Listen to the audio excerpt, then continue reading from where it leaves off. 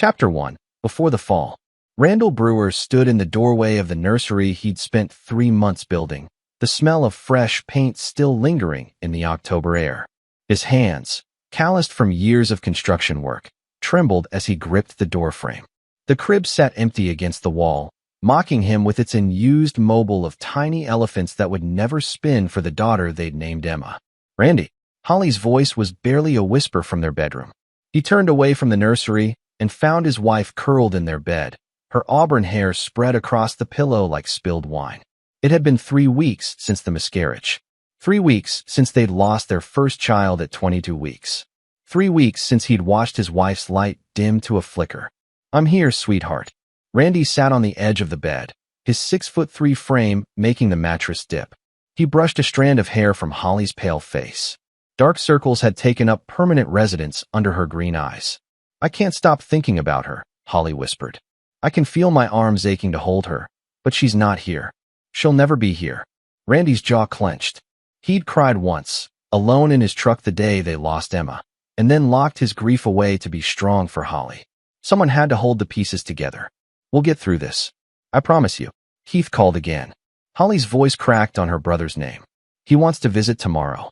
Randy's expression hardened momentarily before he smoothed it over.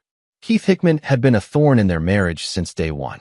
Holly's older brother had made it clear that Randy, a construction foreman from the wrong side of Pittsburgh, wasn't good enough for his baby sister.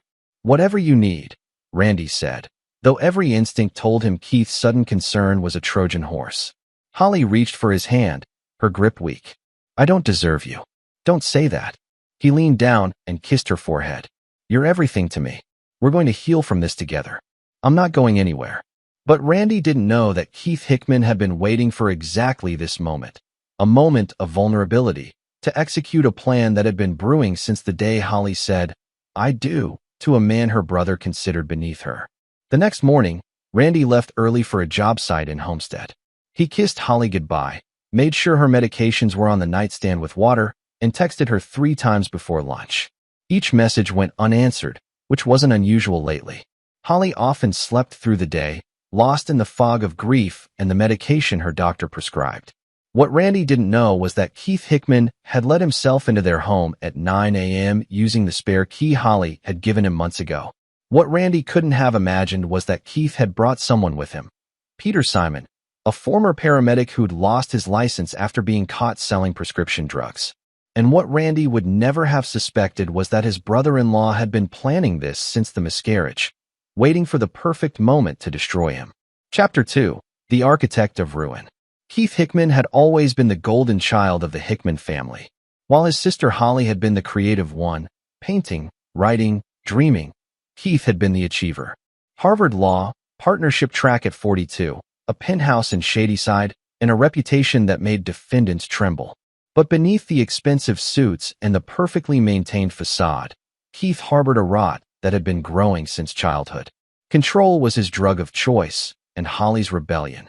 Marrying a construction worker instead of the corporate lawyer Keith had handpicked had been an unforgivable betrayal.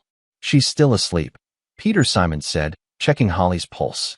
They stood in the Brewer's modest bedroom, Keith's lip curled in disgust at the IKEA furniture and discount store bedding.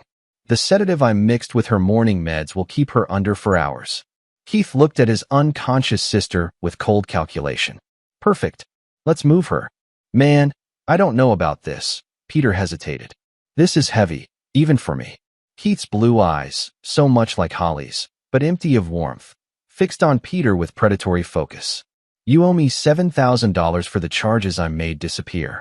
Consider this payment, or I'll have the DA reopen your case by Monday."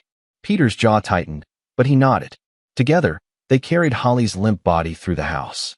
Keith had studied the layout during previous visits, always planning, always scheming. The backyard was fenced and private, perfect for what came next. The dog kennel sat near the back fence, a large wooden structure Randy had built for the German shepherd they'd owned before it died last year. Keith had noticed it during the funeral reception after the miscarriage, and inspiration had struck like lightning. "Put her inside," Keith ordered. "Gently. We don't want marks that aren't part of the narrative." They laid Holly on the dirty kennel floor. Keith removed her shoes and outer layer, leaving her in just thin pajamas. The November temperature was dropping. Forecasts predicted it would hit 15 degrees by nightfall. Jesus Christ, Peter muttered. She could die out here. She won't. Her brother will discover her in exactly 3 hours. Just enough time for mild hypothermia and maximum drama. Keith pulled out his phone and began photographing the scene from every angle. When the police asked Randy about his wife's mental state, about the miscarriage, about his controlling behavior, which I've been documenting in my journal for months, this will be the evidence that buries him. Peter's face paled. You said this was just to scare him into leaving her. I lied. Keith's smile was reptilian. I'm going to destroy Randall Brewer. Attempted murder, domestic abuse, reckless endangerment. He'll spend the next decade in prison, and Holly will finally be free of that mistake. Free? She loves him, you psychopath. Keith grabbed Peter by the collar, his civilized mask slipping. My sister doesn't know what's good for her. She never has. Our father built an empire, and she threw it away for a man who hammers nails for a living. This ends now. Keith released Peter and smoothed his suit. At 2 p.m., I'll stop by to check on Holly. I'll find her in this tragic state and call 911. Then I'll call my friend Detective Willard Harris, who owes me several favors, and make sure Randy is arrested before he even knows what's happening. By the time he gets out of holding, I'll have Holly convinced this was his doing. How? Keith smiled. Because I'm very good at what I do. I've been planting seeds for months, telling Holly that Randy seems angry about the baby, suggesting he might resent her. Little comments, subtle implications. In her current state, drugged and traumatized, she'll believe whatever narrative I give her. Peter looked at Holly's unconscious form in the kennel and felt his soul blacken a little more. But he was in too deep to back out now. What neither man knew was that Randy Brewer wasn't the simple construction worker Keith assumed. Randy's past was complicated, a past he'd left behind when he met Holly, but one that had taught him to recognize predators. And Randy had been watching Keith closely, documenting every suspicious interaction, every too interested question about their finances and schedule. Randy didn't have proof yet, but he had instincts honed in a world Keith's privilege could never imagine. And those instincts were screaming that Keith Hickman was a threat. Chapter 3. The frame locks shut. Randy's phone rang at 2:47 p.m. He was 40 feet up on scaffolding, reviewing structural plans with his crew, when Detective Willard Harris's number flashed on the screen. Mr. Brewer, this is Detective Harris with Pittsburgh PD. I need you to come to UPMC Presbyterian Hospital immediately. It's about your wife. Randy's blood turned to ice. What happened? Is she okay? We'll discuss it when you arrive. Come to the emergency entrance and ask for me. The 40-minute drive from Homestead took Randy 23 minutes. He burst through the ER doors with his heart hammering, still wearing his work boots and dust-covered jeans. Detective Harris was waiting, a thin man in his 50s with a gray mustache and eyes that had seen too much. Where is she? Where's Holly? She's being treated for hypothermia and exposure. Mr. Brewer, I need to ask you some questions. Harris gestured to a private waiting room. Hypothermia? What the hell are you talking about? Randy's voice rose, drawing stares from other visitors. Your wife was found unconscious in a dog kennel in your backyard at approximately 2 p.m. The temperature was 19 degrees. Her brother Keith Hickman discovered her when he came to check on her. Randy felt the floor tilt. That's impossible. I left her in bed this morning. She was sleeping. I texted her. We have your phone records, Mr. Brewer. You texted her 3 times, and she didn't respond. Were you aware she was outside? Of course not. Why would she be outside? That doesn't make any sense. Randy's mind raced. Holly could barely get out of bed. How could she have gone into the backyard, into the kennel? I need to see her. In a moment. Mr. Hickman has made some serious allegations about the circumstances of your wife's miscarriage and your behavior toward her since. He's provided documentation of concerning statements and patterns. Randy's confusion crystallized into understanding. Keith did this. He set this up. Harris's expression hardened. Mr. Brewer, I'd advise you to be very careful about accusing your wife's brother, a respected attorney, of staging a crime scene without evidence. Then let me talk to Holly. She'll tell you. Your wife is heavily sedated and suffering from moderate hypothermia. When she becomes coherent, we'll take her statement. Harris pulled out handcuffs. Randall Brewer, you're under arrest for reckless endangerment and domestic abuse. You have the right to remain silent. Randy's world exploded into red rage, but years of self-control kept him from the violence screaming through his veins. Fighting would only make it worse. Instead, he forced his hands behind his back and let Harris cuff him, his mind already working through the impossible situation. As Harris led him through the hospital, Randy caught a glimpse of Keith Hickman standing outside Holly's room. Their eyes met across the corridor, and Keith's expression, smug, victorious, told Randy everything he needed to know. This wasn't an accident. This was war. And Randy realized with cold clarity that Keith had grossly miscalculated. The construction foreman Keith dismissed as beneath his sister had spent his teenage years surviving Pittsburgh's roughest neighborhoods. He'd learned to fight, to strategize, to recognize betrayal before it struck. He'd built himself into something better, something clean, for Holly. But Keith had just ripped away every reason Randy had to stay civilized. In the holding cell that night, Randy sat in silence while his cellmate, a DUI offender named Casey Carson, rambled nervously. Randy's mind was a battlefield of calculation. Keith had money, connections, and the law on his side. Randy had nothing but his wits and a burning need to protect his wife. First, he needed to get out. Then he needed to understand the full scope of Keith's plan. And finally, when the time was right, he would show Keith Hickman what happened when you backed a predator into a corner. Randy's public defender, an overworked woman named Valerie Vega, visited him the next morning. "Mr. Brewer, your bail hearing is this afternoon. The DA is pushing for high bail given the severity of the charges. Your brother-in-law has provided extensive documentation suggesting a pattern of controlling behavior." "It's all fabricated," Randy said calmly. Too calmly. Valerie studied him with shrewd eyes. "You're remarkably composed for someone facing 5 to 15 years. Tell me about Keith Hickman's involvement in this case." "He's the one who found your wife and called 911. He's been cooperative with. He's the one who put her there." Randy leaned forward. "And I'm going to prove it." Chapter 4. Cracks in the Foundation. The bail hearing went exactly as Keith had orchestrated. His testimony was devastating. 12 months of documented concerns about Randy's increasingly volatile behavior following Holly's pregnancy. Text messages taken out of context. Dinner conversations twisted into threats. Keith even produced a journal he claimed Holly had been keeping, filled with fears about her husband's dark moods. Randy sat in silence as his life was dismantled with surgical precision. The judge set bail at $150,000. Randy's construction company had assets, but liquidity was another matter.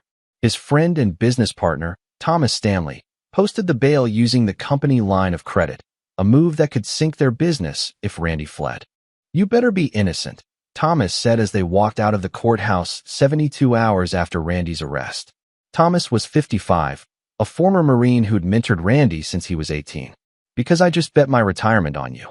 "Keith Hickman framed me," Randy said flatly. "I need to see Holly. She's still in the hospital. Keith's had her declared temporarily incompetent to make medical decisions due to psychological trauma. He's her medical proxy." Randy stopped walking. "He what?"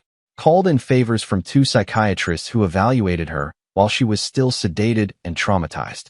Signed paperwork claiming she's a danger to herself. The hospital won't let you see her without his permission." Randy's hands clenched into fists. Keith had thought of everything, boxed him in from every angle. But Keith had made one critical mistake. He assumed Randy would play by the rules. "Thomas, I need you to do something for me. Don't ask questions, just do it." "I'm listening." "Find Peter Simon. He's a former paramedic, lost his license about 5 years ago, does odd medical jobs under the table. Keith used him before for something. I saw the meeting at a bar 6 months ago. I didn't think anything of it then, but now." Randy's jaw worked. Keith needed help moving Holly. He couldn't have done it alone, and he wouldn't trust just anyone. Thomas nodded slowly. "And if I find this Peter? We convince him that confessing is better than being Keith's accomplice when this all falls apart. Because it will fall apart." Randy's eyes were chips of flint. "Keith's smart, but he's arrogant. He'll make a mistake." While Thomas began his search, Randy took a different approach. He couldn't see Holly, but he could see the scene. He returned to their home, still taped off as a crime scene, and stood in the backyard, studying everything with new eyes. The kennel was exactly as they'd left it. Randy photographed everything from every angle, then studied the ground. November had been dry, the earth hard. But there, faint drag marks from the back door to the kennel, not the kind of marks Holly's bare feet would have made. The kind of marks made when two people carry dead weight. Inside the kennel, Randy found something the police had missed. Keith had been careful, but not perfect. Snagged on a rough wood splinter was a single thread of expensive wool, camel-colored, like the coat Keith had been wearing at the hospital. Randy photographed it with his phone's macro lens before carefully collecting it with tweezers. It wasn't much, but it was something. His phone buzzed. A text from an unknown number. Your wife woke up today. Keith told her you did this. She believes him. You've lost her. A friend.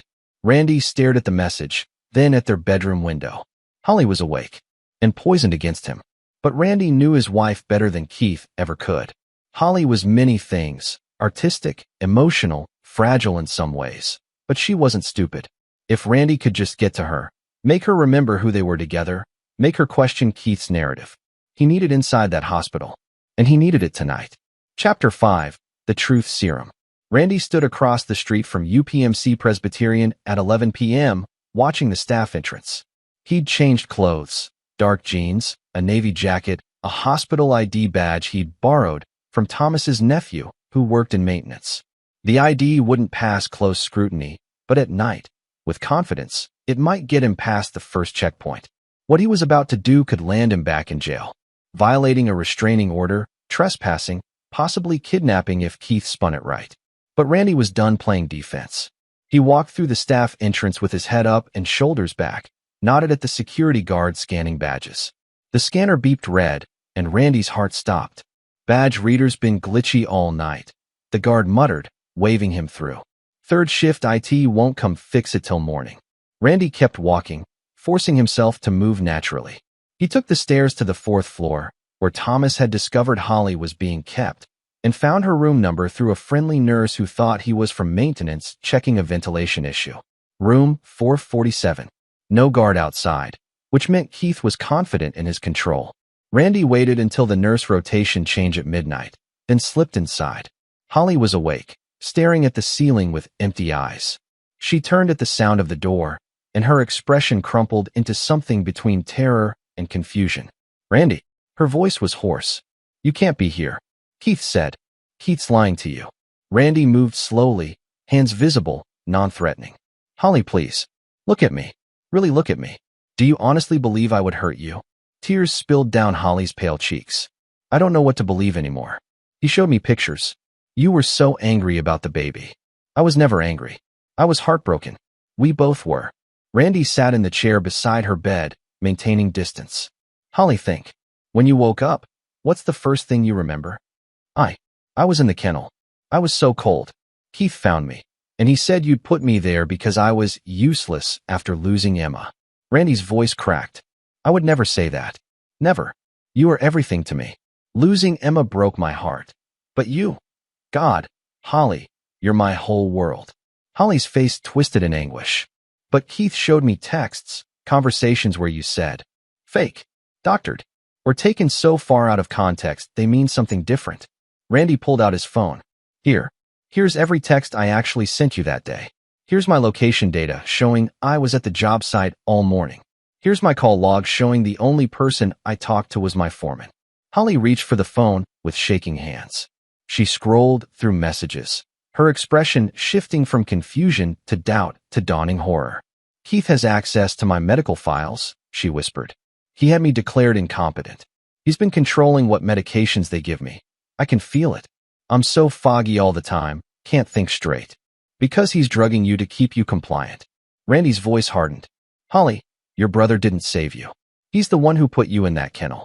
He set this whole thing up to destroy me and control you. But why? Keith loves me. He's my brother.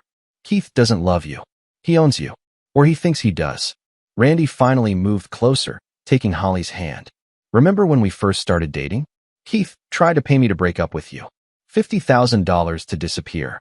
I told you, and you confronted him, and he swore he was just testing me. What if that wasn't a test? What if Keith has always been willing to do whatever it takes to keep you under his control? Holly's breathing quickened. The journal. He showed the police a journal he said I'd been keeping. But I never.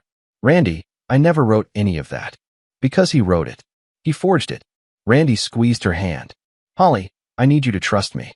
I need you to get better, get your head clear, and help me prove what he did. But I can't do this without you. The door burst open. A night nurse stood in the doorway, eyes wide. Sir, you need to leave immediately, or I'm calling security. Randy stood, looking down at Holly. Do you believe me? Holly's green eyes, clearer now than they'd been in weeks, met his. Yes. God help me, yes. Then fight. Get your head straight. Refuse whatever medications Keith's authorizing. Tell the doctors you want a second opinion on your competency evaluation. And trust that I'm going to end this. Security arrived before Randy could say more. They escorted him out, and the nurse reported the incident. By morning, Randy had another court appearance, violating the restraining order. More bail, more conditions, more restrictions. But he'd accomplished his mission. Holly knew the truth. And that changed everything. Chapter 6. The Accomplice Breaks. Thomas Stanley found Peter Simon 3 days later, working as an unlicensed home health aide in Wilkinsburg. Thomas didn't approach him directly. Instead, he waited until Peter's shift ended, then followed him to a dive bar on Penn Avenue. Randy met them there, sitting in a back booth with a clear view of the door. When Peter walked in, Thomas caught his eye and gestured to Randy's booth. Peter's face went white. I don't want any trouble, Peter said, frozen near the entrance. Then sit down and talk, Randy said calmly. Because right now, you're an accomplice to attempted murder. Keith Hickman drugged my wife, put her in a kennel to die, and framed me for it. You helped him. That makes you just as guilty. Peter's hands shook. I didn't know she could die, Keith said. Keith lies. Randy's voice was cold steel. Sit down. Peter slid into the booth across from Randy. Up close, he looked haunted, dark circles under his eyes, tremors in his hands, the look of a man who hadn't slept since that day. Keith's going to throw you under the bus the second things get hot, Randy continued. You know it, I know it. Men like him don't take falls. They sacrifice pawns. And that's what you are to him, a pawn. He'll destroy me if I talk. He's got connections, money, and I've got nothing to lose. Randy leaned forward. Keith took my wife, my freedom, my reputation. He thought he could break me. Instead, he created someone with absolutely no reason to play nice anymore. So here's what's going to happen. You're going to tell me exactly what Keith planned, how he executed it, and what leverage he has on you. Then you're going to wear a wire when you talk to him. He'll never confess. Keith's too smart. Randy smiled, and it was a predator's smile. Keith's weakness is his arrogance. He thinks he's untouchable, and arrogant men love to gloat. Randy pulled out his phone and showed Peter a photo. Keith's camel coat, the pulled thread, the timeline. I've got physical evidence placing him at my house during the crime. I've got Holly's statement that she never wrote that journal. I've got your testimony about the drugging. What I need is Keith's voice admitting what he did. Peter's resolve cracked. What do I get out of this? Reduced charges. Testify against Keith, and I'll make sure the DA knows you cooperated. Keep your mouth shut, and I'll make sure every piece of evidence points to you as the mastermind, with Keith as your victim. I can be very convincing when I need to be. It was a bluff. Randy didn't have nearly that much leverage, but Peter didn't know that. And the guilt eating at him was doing half of Randy's work. Okay, Peter whispered. Okay, I'll do it. Thomas set up the wire with help from a private investigator who owed him favors. Peter called Keith 2 days later, saying he needed to meet, that the guilt was eating him alive, and he needed reassurance that everything would be okay. Keith, predictably, agreed to meet at his penthouse. After all, what threat could Peter possibly pose? Randy and Thomas sat in a van outside Keith's building, listening through headphones. The conversation started innocuously, small talk, Keith offering Peter a drink. Then Peter said, Keith, I can't stop thinking about Holly in that kennel. What if she'd actually died? She wasn't going to die. I calculated the timing perfectly. Keith's voice was smooth, unconcerned. But drugging her, staging the scene, what if Randy proves it? Keith laughed. With what? The police are on my side. Holly believes me. Randy's a convicted criminal with a violent past who thought he could marry above his station. He's done. His past? What do you mean? Do your homework, Peter. Randall Brewer spent 2 years in juvenile detention for aggravated assault when he was 16. Sealed records. But I have a judge who owes me favors. That little detail will come out during trial. The violent thug who finally snapped. The jury will eat it up. In the van, Randy's jaw clenched. Keith had dug up his past. The fight that sent Randy to juvie. The fight that saved his little sister from her abusive boyfriend. The fight that taught Randy that violence was sometimes the only language predators understood. "You've thought of everything," Peter said, and his admiration sounded genuine enough that Keith relaxed further. "I always do. Holly will come around eventually. She'll thank me for saving her from that mistake. And if she doesn't..." Keith paused. "Well, I control her trust fund. She'll learn to be grateful, or she'll learn to be poor.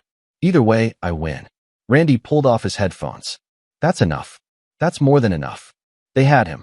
Keith Hickman's own words, caught on tape, confessing to everything. Now came the hard part, taking down a man with connections, money, and the law on his side. Randy smiled in the darkness of the van. Keith thought he'd won, but Randy had been playing a different game all along. And the final move was about to begin.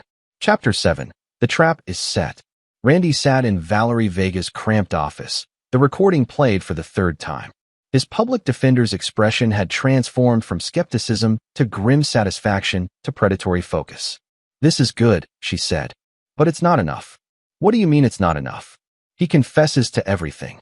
He confesses to Peter Simon, in his private home, without knowing he's being recorded. A defense attorney, a good one, which Keith will hire, will argue entrapment, coercion, illegal wiretapping. Peter's testimony becomes crucial, and Peter's a felon with motivation to lie." Valerie shook her head. "We need more. We need Keith to hang himself publicly, in a way that can't be explained away." Randy's phone buzzed. A text from Holly. "Keith's planning something. Moving me to a private facility tomorrow for intensive treatment. He's scared. I can see it." Randy showed the text to Valerie. "He's trying to isolate her completely. Once she's in a private facility he controls, we'll never reach her. Then we move tonight." Valerie pulled out her phone and made a call. "Judge Adrian Duffy? It's Valerie Vega. I need an emergency hearing on the Brewer case." "Yes, tonight. Because I have evidence that will completely exonerate my client and expose a conspiracy." 2 hours later, they stood in Judge Duffy's chambers. Randy, Valerie, Detective Harris, the DA, and Keith Hickman. Keith had come reluctantly, summoned by the judge, confident in his untouchable status. "This better be good, Ms. Vega," Judge Duffy said. She was 60, sharp-eyed, with a reputation for intolerance toward deception in her courtroom. Valerie played the recording. The room fell silent as Keith's voice filled the air, each word another nail in his coffin. Randy watched Keith's face cycle through denial, shock, rage, and finally, calculation. Even now, Keith was working angles, planning his defense. "Your Honor," Keith said smoothly when the recording ended, "this is clearly a fabrication." "That's not my voice." "Voice analysis will prove otherwise," Valerie interrupted. "We also have physical evidence placing you at the crime scene, testimony from Peter Simon, and Holly Brewer's sworn statement, delivered to my office 3 hours ago, detailing how you drugged her and manipulated her medical care." Keith's composure cracked. "Holly's mentally incompetent. Her statement is worthless."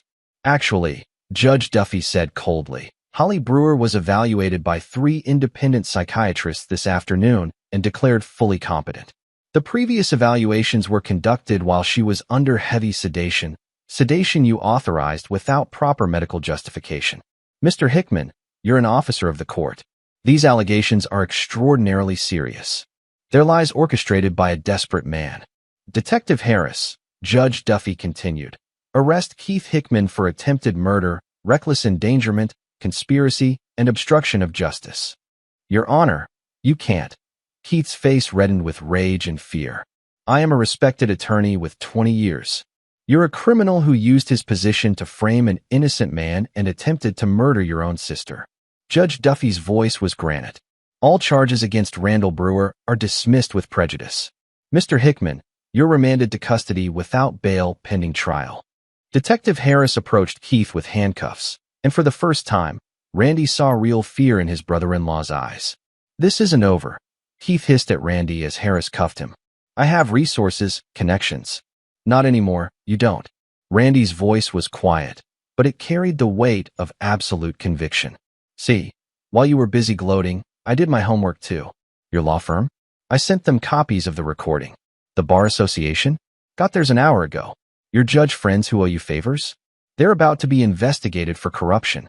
And your high society friends? They don't stand by criminals, Keith. They devour them. Keith's face went purple. You blue-collar piece of trash. Randy leaned close enough that only Keith could hear. You wanted to know who I really am? You dug up my past. The kid who went to juvie for beating down his sister's abuser. You thought that made me a thug. But what you didn't understand is that I learned something important in those 2 years. I learned patience. I learned strategy. And I learned that men like you, bullies who hide behind money and status, always fold when someone fights back smart instead of hard. Harris pulled Keith toward the door, but Keith thrashed against the cuffs. Holly will never forgive you for this. She'll hate you for destroying her brother. Randy's expression was sad. Holly will hate what you are, but she'll forgive me for exposing it. Because that's who she is, better than both of us combined. Chapter 8. Burning Down the House. The trial of Commonwealth versus Keith Hickman became a media sensation. The headline wrote themselves, "Prominent attorney attempts to murder sister, frames brother-in-law." Every detail that emerged was more damning than the last. The prosecution, armed with Peter Simon's testimony, the recording, physical evidence, and Holly's statement, built an airtight case. But Randy wasn't satisfied with just a conviction. Keith had tried to destroy his entire life, his reputation, his marriage, his freedom. Randy wanted scorched earth. Working with Thomas and a team of investigators, Randy uncovered Keith's deeper rot. The drugging of Holly wasn't his first manipulation. They found 3 prior cases where Keith had used similar tactics, drugging, gaslighting, and fabricating evidence, to control or destroy people who threatened his interests.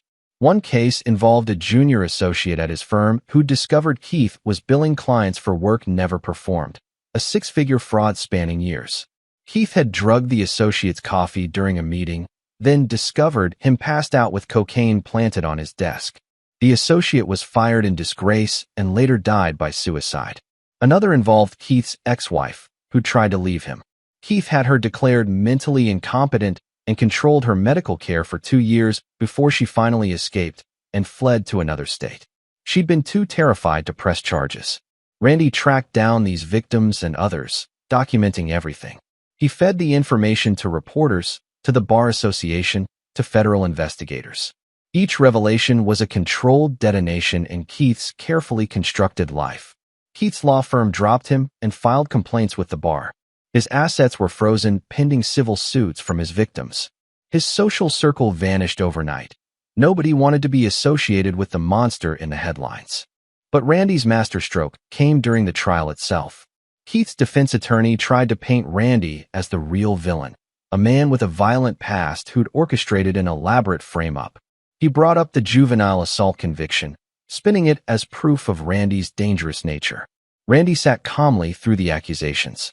Then, when called to testify, he told the complete story. "When I was 16, Randy said from the witness stand, my sister Sherry was dating a college student named Gregory Butler. He was 23. After 6 months, he started hitting her. She was too scared to tell our parents. So I did what any brother would do. I confronted him. He pulled a knife. I took it from him and beat him badly enough that he needed surgery. I went to juvenile detention for 2 years. And I'd do it again." The courtroom was silent. Keith Hickman likes to use my past to prove I'm violent. But what my past actually proves is that I protect the people I love. Keith gambled that I wouldn't fight back, that I'd be too intimidated by his money and status. He was wrong. I didn't frame Keith. I just refused to let him bury the truth. The jury deliberated for 90 minutes. Guilty on all counts. Keith Hickman was sentenced to 15 years without possibility of parole. Standing in shackles, his expensive suit rumpled and his face gaunt, Keith looked at Randy one last time. "You should have just left," Keith said quietly. "Should have taken my $50,000 and walked away. Holly would have forgotten you eventually." Randy shook his head. "No, Keith. She wouldn't have. Because unlike you, I actually love her. And that's something you never could understand." Chapter 9. After the Storm. 6 months after Keith's conviction, Randy stood in the nursery again. The room smelled of fresh paint, periwinkle blue this time, for the son that Holly was carrying. 7 months along and healthy, the pregnancy monitored by doctors Holly actually trusted. "You're going to wear a hole in the floor," Holly said from the doorway. Her auburn hair was longer now, her face fuller with health and happiness. The darkness that had consumed her after Emma's loss had lifted, replaced by cautious hope. Randy turned and smiled. Just making sure everything's perfect. Holly crossed to him and wrapped her arms around his waist, her pregnant belly pressed between them. It's already perfect. We're perfect, are we?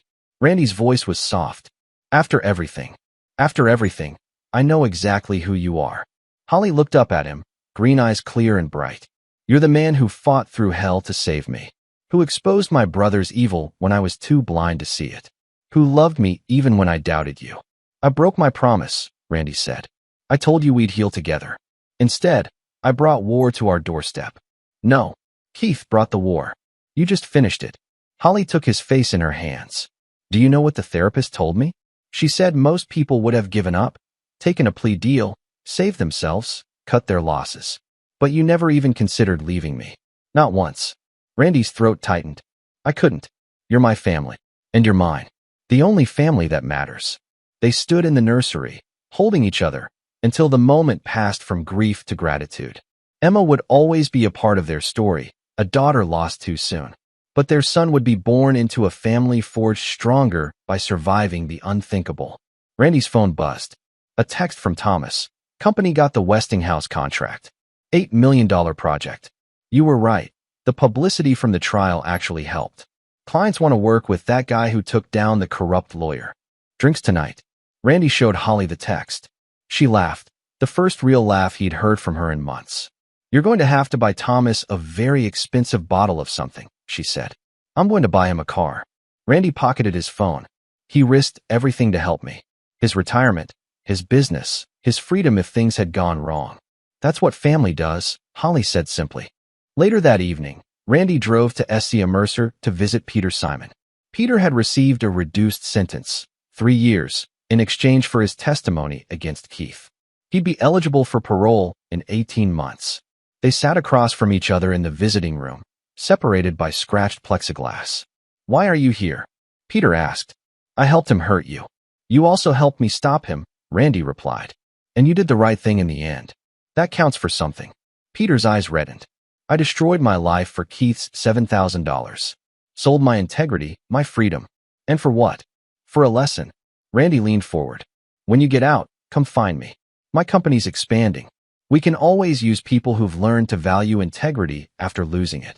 Peter stared. You'd give me a job? After what I did. Keith put you in an impossible position and exploited your weakness. That doesn't make you evil. It makes you human. But you chose to do the right thing when it counted. Yeah, I'd give you a job. Prove to me you've learned from this. On the drive home, Randy stopped at the cemetery where Emma was buried. He stood at the small gravestone, just Emma Brewer and her dates, and finally allowed himself to grieve fully. Your mom and I are going to be okay, he said quietly. And your brother, his name's going to be Jack. He's going to know about you. We'll tell him he has a big sister watching over him. And we'll teach him what really matters in life. Protect your family, stand up to bullies, and never, ever let status or money make you think you're better than anyone else. The November wind, almost exactly a year since the nightmare began, rustled through the barren trees. Randy thought about Keith Hickman in his cell, about the empire of manipulation that had crumbled, about the victims who could finally have closure. Keith had tried to destroy Randy because he believed that power came from control, money, and status. But Randy had learned, in the juvenile detention center, in construction crews, in his marriage, that real power came from something simpler. The willingness to endure, to fight, and to protect what mattered most. As Randy drove home to his wife, to their future, to the life they'd reclaimed from the ashes of Keith's schemes, he felt something he hadn't felt in a year. Peace. Epilogue. 3 years later, Randy Brewer sat in the backyard of their new house. Larger, in a better neighborhood, built with the profits from the company's success. Jack, now 2 years old, played in the grass while Holly painted on an easel nearby. The dog Kennel was long gone, demolished the day after Keith's conviction. In its place, Holly had planted a garden, roses for Emma, sunflowers for Jack, and in the center, a small oak tree that would grow with their family. Randy's phone rang. Detective Willard Harris. Mr. Brewer, I wanted you to hear this from me. Keith Hickman was killed in prison this morning, stabbed by another inmate during a fight over commissary. Randy was quiet for a long moment. Thank you for telling me. For what it's worth, I'm sorry I didn't see through him from the start. He played me like everyone else. He was good at it, Randy said. That's why it took all of us to bring him down. After he hung up, Holly looked at him questioningly. Keith's dead, Randy said simply. Holly nodded slowly, then returned to her painting. No tears, no grief, just acknowledgement that a chapter had finally, irrevocably closed. That night, after Jack was asleep, Randy and Holly sat on their porch, watching the sun set. Do you ever wonder how our lives would be different if Keith hadn't done what he did? Holly asked. Randy considered this. We'd probably still be in the old house. My company would be smaller. We'd have never known what we're really capable of surviving. Do you regret it? Any of it? Randy took her hand. I regret that Emma's not here. I regret that you suffered. But regret Keith getting what he deserved? Never. Some men are poison, Holly. They contaminate everything they touch. Keith was that kind of poison, and the world is better without him in it. Holly leaned her head on his shoulder. My brother the prosecutor, my father the businessman. They raised me to believe that status and success were what mattered. You taught me something different. You taught me that character is what you do when everything is stacked against you. When the easy path is to give up, and you fight anyway. Randy kissed the top of her head. We taught each other that. You could have believed Keith. You could have chosen to trust your brother over me. But you didn't. You chose to think for yourself, to question, to fight beside me. Jack's cry interrupted the moment. A nightmare, maybe, or just the restlessness of a toddler. Randy stood to go to his son, but Holly stopped him. I'll get him. You've done enough protecting for one lifetime. Randy smiled. Never. Protecting you too is what I'm best at. Then we'll take turns, Holly said, already heading inside. That's what partners do. Randy stood alone on the porch, looking at the garden, at the house he'd built, at the life he'd refused to let Keith destroy. Somewhere in the distance, sirens wailed, the eternal soundtrack of Pittsburgh nights. But here, in this small island of peace they'd carved from chaos, there was only quiet. Keith Hickman had tried to break Randy by taking everything, his wife, his freedom, his future. Instead, Keith had revealed exactly how strong Randy was, how strong they both were. And in the end, that was Keith's fatal mistake. He never understood that you can't break people who have something real to fight for. Randy went inside to join his family, leaving the darkness of the past where it belonged, behind him, buried deep, and finally, mercifully, gone. This is where our story comes to an end. Share your thoughts in the comments section. Thanks for your time. If you enjoy this story, please subscribe to this channel. Click on the video you see on the screen, and I will see you there.